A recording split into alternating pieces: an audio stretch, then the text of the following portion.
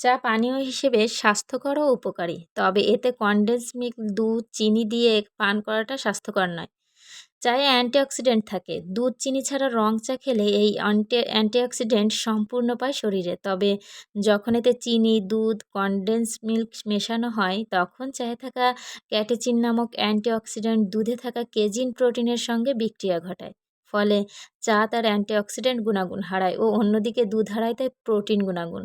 এতে করে চা অ্যাসিডিক হয়, ফলে শরীরে প্রদাহ বা ইনফ্ল্যামেশন হয়। চিনি ও কনডেন্স মিল্ক যোগ করার মাধ্যমে ক্ষতিটা আরও বেশি হয়। কিন্তু আমরা বাঙালি চা পাগলি, আমরা কি আর মানতে পারি কোনটাতে কি হয়?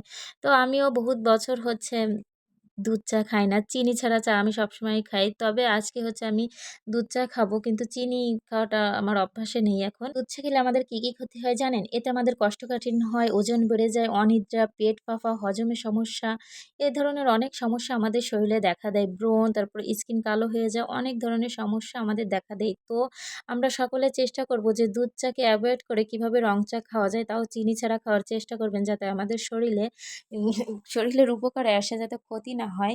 চিনি খাওয়াতে আমাদের কিন্তু ক্যালোরি অনেক গুণে বেড়ে যায়।